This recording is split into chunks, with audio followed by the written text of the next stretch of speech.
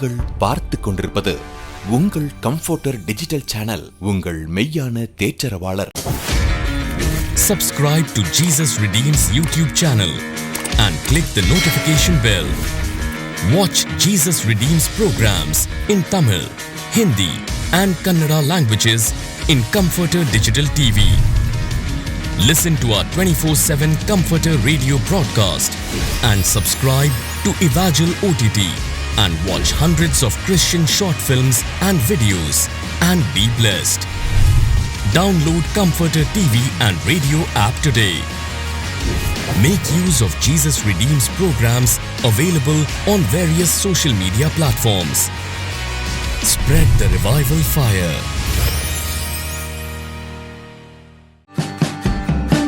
பண்டிகை நாட்களில் ஏழை எளியோரையும் நினைத்து கொள்ளுங்கள்.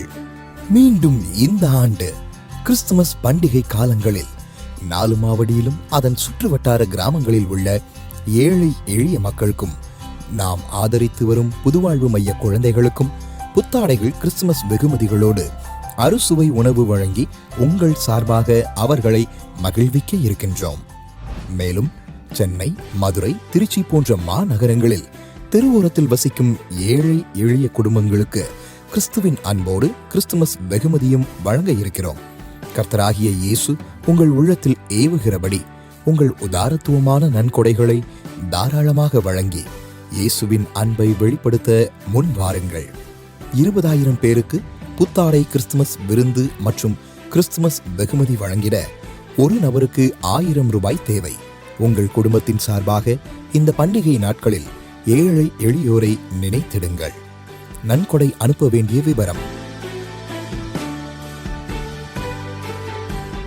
ஜிபே மூலமாக அனுப்ப 70947777781. யூபிஐ ஐடி மூலமாக அனுப்ப New Life SOC@SBI for forging contributions +918903835315. Money order மூலமாகவோ அல்லது செக் அல்லது டிடி மூலமாகவோ அனுப்ப விரும்பினால் நியூ லைஃப் சொசைட்டி என்ற பெயரில் அனுப்பவும். ஆன்லைன் மூலமாகவும் நன்கொடைகள் அனுப்பலாம். www.newlifesociety.in. உங்கள் நன்கொடைகளுக்கு 80G வருமான வரி விலக்கு உண்டு. எங்கள் முகவரி: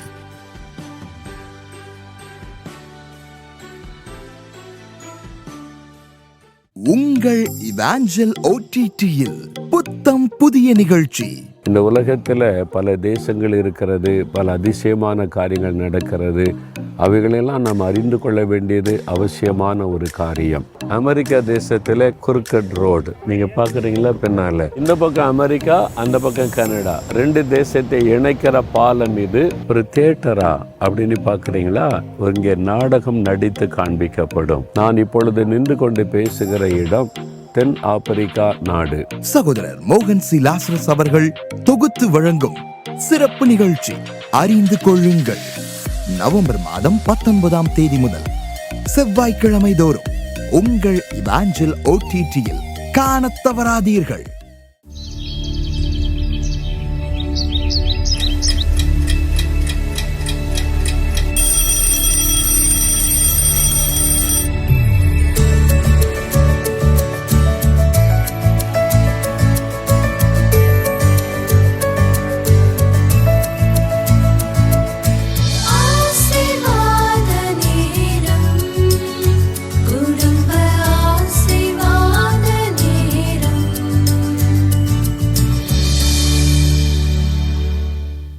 பிரியமானவர்களே, இயேசு கிறிஸ்துவின் நாமத்தில் உங்களுக்கு என் அன்பின் வாழ்த்துக்கள்.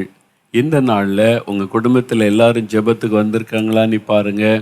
ஏன்னா இந்த குடும்ப ஜெபம் ரொம்ப முக்கியம். நீங்களும் உங்களுடைய குடும்பமும் ஆசீர்வதிக்கப்பட பாதுகாப்பாக இருக்கத்தான் இந்த ஜெபம்.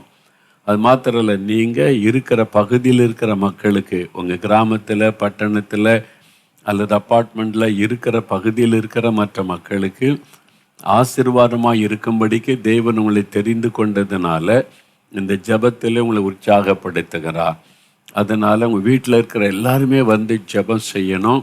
முக்கியமாக குட்டி பிள்ளைகள் வேகமாக வந்துடுறீங்க, பெரியவங்களெல்லாம் கூப்பிடுங்க. வேத புஸ்தகத்தோடு வந்து உட்காரணும். எல்லாருக்கும் சொல்லுங்கள், ஒருவேளை சிலர் வரலன்னு சண்டை போட்டால் அவங்கள்ட்ட சண்டை போடாதங்க, கூப்பிடுங்க அன்பா. வரலன்னா விட்டுருங்க. நீங்கள் ஜெபிங்க, அவங்க தன்னால் வந்த முழங்கால் படியிட கர்த்தர் செய்வார்.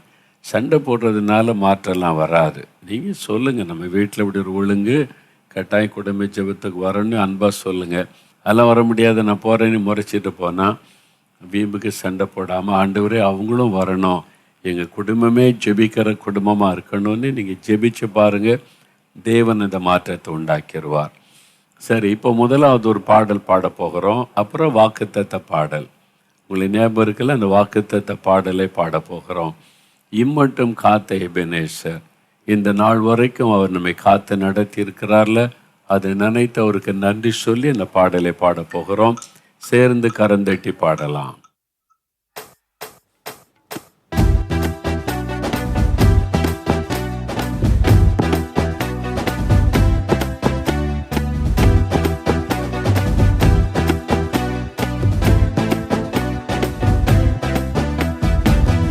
மட்டும் காத்த எபனேசரே, இனிமேலும் காக்கும் மெகுவாயிரே. இந்த மட்டும் காத்த எபனேசரே, இனிமேலும் காக்கும் மெகுவாயிரே. எங்கள் வாழ்க்கையில் இம்மானுவேலரே, எங்கள் வாழ்க்கையில் இம்மானுவேலரே. இந்த வருடத்தின் நாட்களிலே, புது வருடத்தின் நாட்களிலே ஸ்தோத்தரிப்போம் நாமே துதிகளுடனே, ஆர்ப்பரிப்போம் அன்பரேசுவை. அல்லேலூயா. ஸ்தோத்தரிப்போம் நாமே துதிகளுடனே, ஆர்ப்பரிப்போம் அன்பரேசுவை. யோர்தானும் செங்கடலும் நம் எதிரில் எழும்பி வந்த போதிலும் காத்தவர்.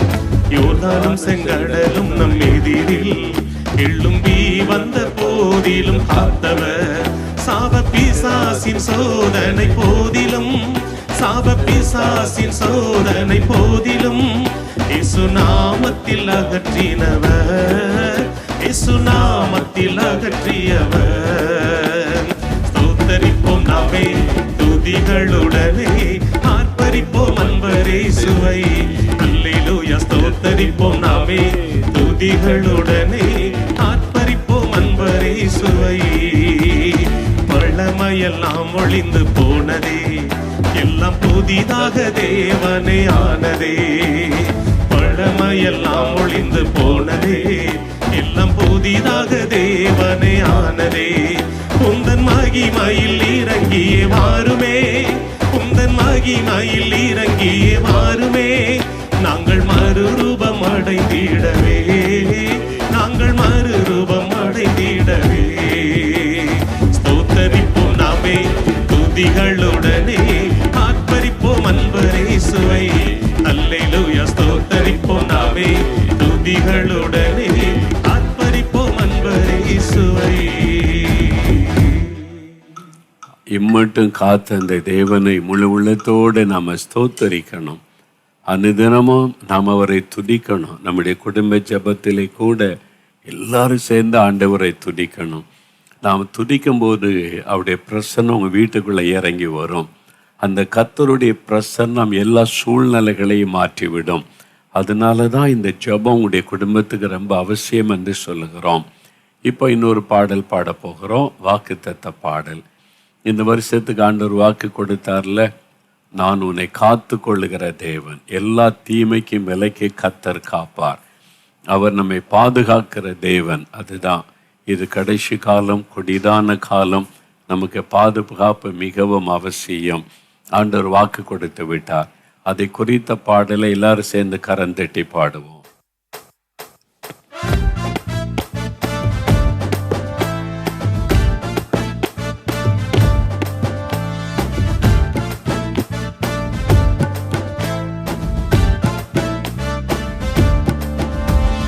காத்திடுவார், என்னை காத்திடுவார், காலமெல்லாம் என்னை காத்திடுவார்.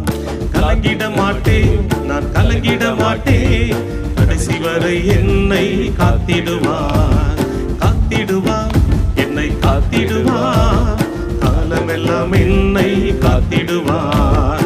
கலங்கிட மாட்டேன், நான் கலங்கிட மாட்டேன், கடைசி வரை என்னை காத்திடுவார். அல்லேலூயா அல்லேலூயா, என் இயேசுவுக்கு அல்லேலூயா. ஸ்தோத்திரமே ஸ்தோத்திரமே, என் இயேசுவுக்கு ஸ்தோத்திரமே. அல்லேலூயா அல்லேலூயா, என் இயேசுவுக்கு அல்லேலூயா. ஸ்தோத்திரமே ஸ்தோத்திரமே, என் இயேசுவுக்கு ஸ்தோத்திரமே. என் இயேசுவுக்கு ஸ்தோத்திரமே. ஆத்துமாவை கரைபடாமல் காத்திடுவார், சாத்தானின் கண்ணிகளை தகர்த்திடுவார்.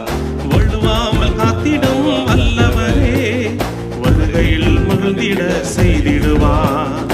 ஆத்துமாவை கரைபடாமல் காத்திடுவார், சாத்தானின் கண்ணிகளை தகர்த்திடுவார்.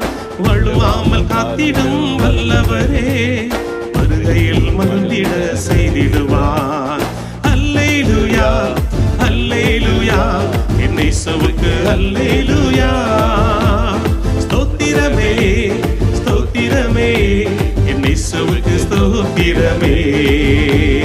அல்லேலூயா அல்லேலூயா, என் இயேசுவுக்கு அல்லேலூயா. ஸ்தோத்திரமே ஸ்தோத்திரமே, என் இயேசுவுக்கு ஸ்தோத்திரமே. என் இயேசுவுக்கு ஸ்தோத்திரமே. தீமைகள் என்னை சூழ்ந்தாலும் சேதங்கள் நெருங்காது காத்திடுவார். தீயவன் நம்புகள் எய்திட்டாலும் அக்கினி மதிலாக காத்திடுவார். தீமைகள் என்னை சூழ்ந்தாலும் சேதங்கள் நெருங்காது காத்திடுவார். தீயவன் நம்புகள் எய்திட்டாலும் அக்கினி மதிலாக காத்திடுவார். அல்லேலூயா அல்லேலூயா, என் இயேசுவுக்கு அல்லேலூயா. ஸ்தோத்திரமே ஸ்தோத்திரமே, என் இயேசுவுக்கு ஸ்தோத்திரமே. அல்லேலூயா அல்லேலூயா, என் இயேசுவுக்கு அல்லேலூயா. ஸ்தோத்திரமே ஸ்தோத்திரமே, என் இயேசுவுக்கு ஸ்தோத்திரமே. என் இயேசுவுக்கு ஸ்தோத்திரமே. என் இயேசுவுக்கு ஸ்தோத்திரமே.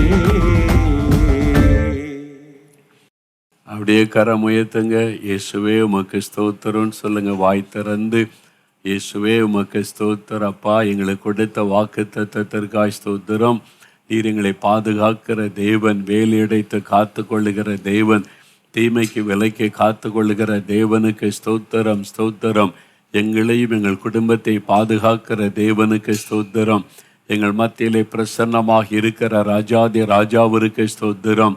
அல்லேலூயா என்று உம்மை துதிக்கிறோம், ஸ்தோத்தரிக்கிறோம், நன்றி செலுத்துகிறோம். இயேசு கிறிஸ்துவின் நாமத்தில் ஆமேன் ஆமேன். ஆண்டவர் கொடுத்த அந்த வாக்குத்தத்தம் 121 சங்கீதம் 7வது வசனம். அந்த வசனம் ஞாபகத்தில் இருக்குல்ல? 121 சங்கீதம் 7ஆம் வசனம் எடுத்துக்கொள்ளுங்க. 751வது பக்கம் பழைய ஏற்பாட்டில், கர்த்தர் உன்னை எல்லா தீங்குக்கும் விலக்கி காப்பார், அவர் உன் ஆத்துமாவை காப்பார். அதாவது கர்த்தர் உன்னை காப்பார். தி லார்ட் வில் ப்ரொடெக்ட் யூ. அதுதான் தேவன் கொடுக்கிற வாக்கு தத்துவம். ஏன் தெரியுமா? இது ஒரு கொடிதான காலம், கடைசி காலம். சாத்தானுக்கு இன்னும் கொஞ்ச காலம் இருக்கிறது என்பதை அவன் அறிந்திருக்கிறபடியால் கோபம் கொண்டு உலகத்திலே பல தீமையான காரியத்தை தீவிரமாய் செய்கிறான். வெளிப்படுத்தின விசேஷத்தில் நம்ம வாசிக்கிறபடி அவன் தீவிரமாய் காரியங்களை செய்கிறான். அழிவை உண்டாக்குவது, நாச மோசங்களை உண்டாக்குவது, தெய்வ பிள்ளைகளுக்கு விரோதமாய், தெய்வ ஊழியர்களுக்கு விரோதமாய் பலமான காரியத்தை செய்து தாக்குதலை நடத்துவது. இந்த மாதிரி போராட்ட காலத்திலே வாழ்கிறோம். இது கடைசி கொடிய காலங்கள் என்று வேதம் சொல்கிறது. இந்த கொடிய காலத்தில் நமக்கு பாதுகாப்பு தேவை. இந்த பொல்லாத சாத்தானுடைய கண்ணிக்கும் அவனுடைய கோபத்துக்கும் விலைக்கு நம்ம பாதுகாக்கப்பட வேண்டும். அதனால தான் கர்த்தர் இந்த வாக்கு கொடுத்திருக்கிறார். நான் உன்னை பாதுகாக்கிற கர்த்தர், நான் உன்னை பாதுகாப்பேன், உன்னையும் உன் குடும்பத்தையும் நான் பாதுகாப்பேன். பாருங்கள், யோபை குறித்து வேதத்தில் பார்க்கும்போது யோபு 1 10வது வசனத்தில் யோபையும் அவனுக்கு உண்டான எல்லாவற்றையும் தேவன் வேலி அடைத்து பாதுகாத்தார். அதாவது அவனுடைய பிள்ளைகள், அவனுடைய சொத்துக்கள், அவனுக்கு உண்டான வீடு, தோட்டங்கள், துறவுகள், மிருக ஜீவன்கள் எல்லாத்தையும் கர்த்தர் வேலி அடைத்து பாதுகாத்தார். அப்படி நம்மை பாதுகாக்கிற ஒரு தேவன், அதை விசுவாசிங்க. நீங்கள் என்னை பாதுகாத்து கொள்ளுகிற தேவனாக இருக்கிறதற்காய் ஸ்தோத்திரம். எங்களையும் எங்களுடைய குடும்பத்தில் இருக்கிற எல்லாரையும் எங்களுக்கு உண்டான எல்லாவற்றையும் நீர் பாதுகாக்கிற தேவன் என்று இந்த வாக்குத்தத்தத்தை சொல்லி துதித்து நீங்கள் செபிக்கும் போது அந்த பாதுகாப்பின் ஆசீர்வாதம் உங்களுக்கு உண்டாயிருக்கும். சரி, இந்த நாளில் தேவன் எதிலெல்லாம் நம்மை பாதுகாப்பு தந்து நடத்துவார்? முதலாவது, அந்த 7ஆம் வசனத்தின் பின்பகுதியில் அவர் உன் ஆத்துமாவை காப்பார். முதலாவது நாம் அறிந்து கொள்ள வேண்டியது, கர்த்தர் நம் ஆத்துமாவை பாதுகாப்பார். இந்த ஆத்துமா எங்கே இருக்குது? கண்ணால் பார்க்க முடியுமா? இல்லை. நம்முடைய சரீரத்தை பார்க்க முடியும், நமக்குள்ள இருக்கிற ஆவியையும் பார்க்க முடியாது, ஆத்மாவையும் பார்க்க முடியாது. ஆனால் ரெண்டையுமே உணர முடியும். நம்முடைய ஆத்மாவையும் உணர முடியும், ஆவியையும் நமக்குள் இருப்பதை உணர முடியும். ஆனால் இந்த ஆத்மா தான் ரொம்ப முக்கியம். ஆத்மா ரட்சிப்பு விலையேற பெற்றது. இந்த ரட்சிப்பு என்கிற அனுபவமே ஆத்மாவிலே நடக்கிற ஒரு பெரிய மாற்றம். நம்முடைய பாவங்கள் மன்னிக்கப்பட்டு நம்முடைய ஆத்மா உயிர் பெறுகிறது. இந்த ஆத்மா தான் தேவனோடு நம்மை தொடர்பில் ஏற்படுத்தி தேவனுக்குள்ளே மகிழ்ந்து களிகூறச் செய்கிறது.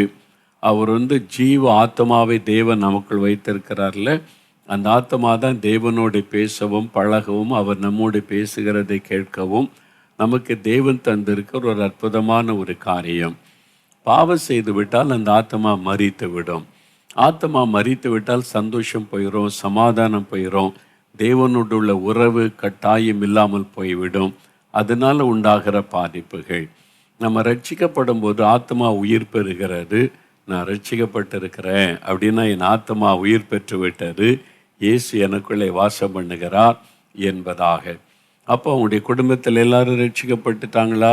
உங்களுடைய மனைவி, கணவர், பிள்ளைகள், உங்களுடைய பெற்றோர், உங்களுடைய உறவினர்கள், உங்கள் வீட்டில் இருக்கிற உடன் பிறந்தவர்கள் எல்லாம் ரட்சிக்கப்பட்டாங்களா? பாருங்கள், எல்லாருடைய ஆத்மாவுமே ரட்சிக்கப்படணும். அது மாத்திரம் இல்லை, நாம் பெற்றுக்கொண்ட ரட்சிப்பை பாதுகாக்கணும். அதான் ரொம்ப முக்கியம். அந்த ஆத்மா ரட்சிப்பை நம்ம பாதுகாத்து கொள்வது ரொம்ப அவசியம். அது எப்படி பாதுகாக்கிறது? கர்த்தர் நம்மை பாதுகாக்கிறவர். உன் ஆத்மாவை காப்பார். நம்முடைய ஆத்மாவை தேவன் பாதுகாப்பார். நம்ம வாழ்கிற இந்த உலகம் பாருங்கள், பாவம் நிறைந்த உலகம், அநீதி நிறைந்த உலகம். நம்ம நீதியாக வாழ நினச்சா கூட வாழ விட மாட்டாங்க, பரிசுத்தமாக வாழ நினச்சா கூட வாழ விட மாட்டாங்க. அந்த மாதிரி சோதனைகளை பிரச்சனைகளை சூழ்ந்திருக்கிற ஒரு உலகம். இந்த உலகத்தில் எப்படி நீதியாக பரிசுத்தமாய் வாழுவது, நம் ஆத்மாவை எப்படி காத்து கொள்வது, ஆத்மாவை கரைபடாமல் எப்படி பாதுகாப்பது, நிறைய பேருக்கு பிரச்சனை. ஆண்டவர் வாக்கு கொடுக்கிறார், நான் உன் ஆத்மாவை பாதுகாப்பேன், நீ பயப்படாத. நான் ரட்சிக்கப்பட என்னை ஆண்டவர் சந்தித்து கொண்டிருந்த சமயம், என்னை ஆண்டவருக்கு ஒப்பு கொடுக்கிற சமயம் எனக்குள்ள அதான் கேள்வி. நான் ரட்சிக்கப்பட்டுடலாம், பாவத்தை அறிக்கையிட்டு ஆண்டவருடைய ரட்சிப்பை பெற்றுக்கொள்ளலாம். எப்படி ஆத்மாவை காத்து கொள்ளுவது? எங்கே பார்த்தாலும் பாவம், பாவத்தின் காரியங்கள், பாவம் நிறைந்த உலகத்தில் வாழ்கிறோம். எப்படி ஒரு வாலிப வயசில் ஆத்மாவை காத்து பரிசுத்தமாக வாழ முடியும்? இந்த கேள்வியெல்லாம் எழுந்தது. ஆகவே ஆண்டவரிடத்தில் பண்ண, என்னால் என்னை பரிசுத்தமாக என்னை காத்து கொள்ள முடியாது. ரட்சிக்கப்படணும், பாவத்தை விட்டு மனம் திரும்புகிறேன், எனக்கு அந்த அனுபவம் வேணும். ஆனால் என்னால் அதில் நிலைச்சு நிற்க முடியுமான்னு தெரியல, என் பலத்தால் முடியாதே. அப்போ ஆண்டவர் சொன்னார், அது என்னுடைய பொறுப்பு. உன் ஆத்மாவை பாதுகாக்க வேண்டியது என்னுடைய பொறுப்பு. அதனால் நின்னை விசுவாசத்தோடு என்கிட்ட ஒப்புக்கொடு என்று சொன்னார். அதன்படி நான் கர்த்தரை விசுவாசித்து அவருடைய கரத்தில் என் ஆத்மாவை ஒப்பு கொடுத்து அந்த ரட்சிப்பின் சந்தோஷத்தை பெற்றுக்கொண்டேன். 72வது வருஷம். இன்றைக்கி எத்தனை வருஷம் ஆயிருக்கு பாருங்கள். ஆண்டவர் இவ்வளவு அழகாக என்னை பாதுகாத்து அற்புதமாய் நடத்தி கொண்டே வந்திருக்கிறதை நான் பார்க்கிறேன். 52 வருஷம் கடந்து விட்டது. அந்த ரட்சிப்பை நான் இழந்து விடாதபடி என்னை பாதுகாத்து நடத்தி வந்திருக்கிறார். உங்களுக்கு சொல்லுகிறார், உன் ஆத்மாவை நான் பாதுகாப்பேன். அப்போது நீங்கள் அதில் கவனம் செலுத்தணும். உங்கள் குடும்பத்தில் இருக்கிற ரட்சிக்கப்பட்ட எல்லாருமே அந்த ரட்சிப்பை காத்து கொள்வதில்லை. கவனமாக இருக்கணும். முதலாவது விசுவாசம். ஆண்டவர் வாக்கு கொடுத்துட்டார், என்னை அவர் காத்து கொள்ளுவார். நான் வேலை செய்கிற சூழ்நிலை, பிஸ்னஸ் செய்கிற சூழ்நிலை, படிக்கிற சூழ்நிலை, வாழ்கிற சூழ்நிலையில் எத்தனையோ பாவ சோதனை வருது, கரைப்படுத்துகிற காரியம் வருது. ஆனால் என் ஆத்மாவை கர்த்தர் காத்து கொள்ளுவார். முதல்ல விசுவாசிங்க. ஆண்டவரே, நீங்கள் என்னை வாக்கு கொடுத்துருக்கிறீங்க, நீங்கள் என்னை காத்து கொள்ளுங்க அப்படின்னு தினமும் சொல்லி ஸ்தோத்தரித்து ஜெபம் பண்ணுங்க. ரெண்டாவது பாருங்க, நம்ம செய்ய வேண்டிய ஒரு காரியமும் இருக்கிறாரு. 2 தீமோத்தேயு 1:14 முதலாவது 12 நான் கர்த்தரிடத்தில் ஒப்புவித்ததை என் ஆத்மாவை கடைசி வரை காத்து கொள்ள வல்லவராயிருக்கிறார். விசுவாசம். நீங்களும் விசுவாசத்தோடு சொல்லணும், என் பலத்தினால் அல்ல, என்னை காத்து கொள்ளுகிற ஒரு கர்த்தர் இருக்கிறார், அவர் என் ஆத்மாவை காத்து கொள்வார். அதை விசுவாசிக்கணும். ரெண்டாவது 14 சொல்லப்பட்டு, உன்னிடத்தில் ஒப்புவிக்கப்பட்ட அந்த நற்பொருளை நமக்குள்ளே வாசம் பண்ணுகிற பரிசுத்த ஆவியினாலே காத்துக்கொள். அந்த நற்பொருள் என்னது? ரட்சிப்பு, ஆத்மா ரட்சிப்பு. நம்முடைய ஆத்மா ரட்சிக்கப்பட்டு விட்டது என்ற அனுபவம், அதை காத்து கொள்ளணுமா? எப்படி காத்துக்கொள்வது? பரிசுத்த ஆவியினாலே. அதுக்கு தான் ஆவியானவரை ஆண்டவர் தருகிறார். பரிசுத்த ஆவியானவர் எதுக்கு தருகிறார்? நம்மை பரிசுத்தமாய் பாதுகாத்து நடத்துவதற்கு. அதனால தான் அப்போஸ்தலர் 1:18 வாசிக்கிறோம், பரிசுத்தாவி வரும்பொழுது நீங்கள் வல்லமை பெற்றுக்கொள்கிறீங்க. என்ன வல்லமை? பாவத்தை மேற்கொள்ளக்கூடிய வல்லமை, சோதனை மேற்கொள்ளக்கூடிய வல்லமை, பரிசுத்தமாய் வாழக்கூடிய வல்லமை, நீதி நேர்மையாய் வாழக்கூடிய வல்லமை. அதை தருகிறவர் பரிசுத்தாவியானவர். அந்த ஆவிக்குள்ளே நம்மை காத்து கொள்ளணுமா? அதுக்கு என்ன பண்ணணும்? தினம் காலை எழுந்த உடனே வேத வசனத்தை நீங்கள் தியானித்து பரிசுத்தாவிக்குள்ளே நிரம்பி ஜெபிக்கணும். ஆவியானுடைய ஆளுகைக்குள்ளே உங்களை ஒப்பு கொடுத்து நீங்கள் ஜெபிக்கணும். அப்படி ஜெபிக்க நீ ஆவியானவர் உங்களை நிரப்பி ஆட்கொண்டு அவர் உங்களை பாதுகாத்து நடத்துவார். உங்களுக்காக மாத்திரமல்ல, உங்களுடைய குடும்பத்தில் இருக்கிற எல்லா ஆத்மாக்களும் பாதுகாப்பாக இருக்க, பாவத்துக்குள்ளே நுழைந்து விடாதபடி, தேவனை விட்டு விலகி விடாதபடி ஆண்டவரால் பாதுகாக்கப்பட கருத்தா நீங்கள் ஜெபிக்கணும். நீங்கள் ஜெபித்தால் பரிசுத்தாவியனுடைய வல்லமையினால் ஒவ்வொரு ஆத்மாவையும் அவர் காத்து கொள்ளுவார். தேவன் வாக்கு கொடுத்துட்டாரு, விசுவாசிங்க.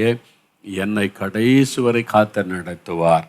அவருடைய கிருபைக்கு என்னை ஒப்பு கொடுக்கிறேன்னு அர்ப்பணிச்சுட்டா போதும். இப்போ நம்ம ஜெபிக்க போகிறோம். முதலாவது உங்களையும் உங்களுடைய குடும்பத்தில் இருக்கிற எல்லாரையும் ஆண்டவருடைய பாதத்தில் ஒப்பு கொடுத்து, நீர் கொடுத்த வாக்குத்தத்தத்திற்காக ஸ்தோத்திரம். எங்கள் ஆத்மாவை நீர் காத்து கொள்ளணும். நாங்கள் மறுபடியும் பாவத்தில் விழுந்து விடாதபடி, கண்ணியில் அகப்பட்டு கொள்ளாதபடி, உம்மை விட்டு விலகி விடாதபடி காத்து கொள்ளணும். எங்கள் ஆத்மாவை நீர் காத்து கொள்ள உம்முடைய வாக்குத்தத்தத்தை தந்திருக்கிறீர், நாங்கள் விசுவாசிக்கிறோன்னு சொல்லி ஸ்தோத்தரித்து ஜெபிக்கும்போது அந்த பாதுகாப்பின் ஆசீர்வாதம் உங்களுக்கு உண்டாகும். இப்போ நம்ம ஜெபிக்க போகிறோம். உங்களுக்கு மாத்திரமல்ல, குடும்பத்தில் இருக்கிற எல்லாரும், உங்கள் தெருவில் இருக்காங்கள்ல நிறைய கிறிஸ்தவங்க, அவங்களுக்காக ஜெபிக்கணும். சபையில் இருக்காங்கல்ல, அவங்களுக்காக ஜெபிக்கணும். எல்லாருக்குள்ள இந்த வாக்குத்தத்த ஆசீர்வாதம் உண்டாக நம்ம கருத்தாக ஜெபிக்கணும். ஜெபிக்கலாமா? அப்படியே முழங்கால் படியிடுங்க. ஆண்டவருடைய சமூகத்தில் உங்களுக்கான ஜெப குறிப்பு இருக்குல்ல, இந்த வருஷத்தில் கர்த்தர் என்னென்ன ஆசீர்வாதம் தரணும்னு ஜெப குறிப்பு எழுதி வச்சுருக்கீங்களா? ப்ரேயர் டைரியில் பிள்ளைகளுடைய திருமணமாக இருக்கலாம், கற்பத்தின் ஆசீர்வாதமாக இருக்கலாம், கடன் பிரச்சனை நீங்கணும், இது முழுமையாக நீங்கணும், கடன் இல்லாத வாழ்க்கை அல்லது ஆரோக்கியமான வாழ்க்கை, வியாதி இருக்கக்கூடாது, அது மாதிரி காரியங்களை எழுதுங்க. முதல்ல எழுதி வைத்து அதில் கை வைத்து ஜெபிக்கணும். முதல்ல நம்ம ஆத்மாவுக்காக ஜெபிச்சு மற்றவங்களுக்காக ஜெபித்த பிறகு உங்களுடைய ஜெப விண்ணப்பங்களை வைத்து ஜெபம் செய்வோம். சரியா? ஜெபிக்கலாமா? குட்டி பிள்ளைகள் கூட முழங்கால் படிட்டு கையை கோப்பி ஏசப்பா பார்த்து பேசுங்க. கர்த்தர் உங்களை காப்பார் என்று வாக்கு கொடுத்திருக்கிறீங்க. எங்கள் ஆத்மாவை பாதுகாப்பேன்னு வாக்கு கொடுத்திருக்கிறீங்க. அதற்காக உமக்கு ஸ்தோத்திரம், ஸ்தோத்திரம், ஸ்தோத்திரம்.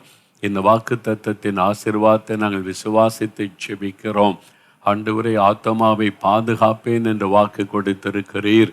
இந்த அருமை பிள்ளைகள் யார் யார் தங்களுடைய ஆத்மாவை உமக்கு ஒப்பு கொடுத்து உம்முடைய இரத்தத்தினால் கழுவப்பட்டு அதை பாதுகாத்து கொள்ளணுமேன்னு ஜெபிக்கிறாங்களோ, அவங்க மேலே ஆவியானுடைய வல்லமை இறங்கட்டும், அபிஷேகத்தின் வல்லமை இறங்கட்டும். பரிசுத்த ஆவியினாலே தங்களுடைய ஆத்மாவை பாதுகாத்து கொள்ள உம்முடைய அபிஷேகத்தின் வல்லமை நிரப்பி ஆட்கொள்ளட்டும் என்று நான் ஜெபிக்கிறேன். இந்த மகள் மீது, மகன் மீது உம்முடைய அபிஷேகத்தின் வல்லமை இறங்கட்டும். ஆவியானுடைய வல்லமை இறங்கட்டும். பாதுகாக்கிற அந்த வல்லமை இறங்கட்டும். ஆண்டவரை பாவத்திற்கு விலைக்கும் பிள்ளைகளை காத்துக்கொள்ளும். சோதனைக்கு விலைக்கு அவர்களை காத்துக்கொள்ளும். படிக்கிற இடத்துல, வேலை செய்கிற இடத்துல, பிஸ்னஸ் பண்ணுற இடத்துல, வசிக்கிற இடத்துல சாத்தான் எத்தனை சோதனை கண்ணிகளை வைத்தால் அவைகள் தெரிபட்டு போகட்டும். நான் உன்னை பாதுகாப்பேன் என்று சொன்ன தேவன் பாதுகாத்து நடத்துவீராக என்று ஜெபிக்கிறோம். தகப்பனை, இப்பொழுதும் எங்களுடைய தெருவில் இருக்கிற மக்கள், எங்கள் சபையில் இருக்கிற விசுவாசிகள், எங்கள் கிராமத்தில் இருக்கிற மக்களுக்காக ஜெபிக்கிறோம். உம்மை ஏற்றுக்கொண்ட பிள்ளைகளுமால் பாதுகாக்கப்பட வேண்டும். அவருடைய ஆத்மா பாதுகாக்கப்பட வேண்டும். பாவத்துக்கு விலைக்கு பரிசுத்தத்திலே காத்துக்கொள்ள அவர்களுக்காக நாங்கள் ஜெபிக்கிறோம். ஒவ்வொருவர் மேலும் ஆவியானுடைய வல்லமை இறங்கட்டும். உம்முடைய அபிஷேகத்தின் வல்லமை இறங்கட்டும். அக்னியாய் பரிசுத்தாவினுடைய வல்லமை இறங்கி ஒவ்வொருவரையும் நிரப்பி ஆட்கொள்ளட்டும் என்று நாங்கள் ஜெபிக்கிறோம். ஒரு எழுப்புதல் அக்னி எங்களுடைய கிராமத்தில், சபையில், எங்கள் பட்டணத்தில் போடப்படுவதாக. எல்லாரையும் சுத்திகரிக்கிற அந்த அக்னி இறங்கி சுத்திகரித்து பரிசுத்தத்திலே பாதுகாக்க வேண்டுமா நாங்கள் ஜெபிக்கிறோம்.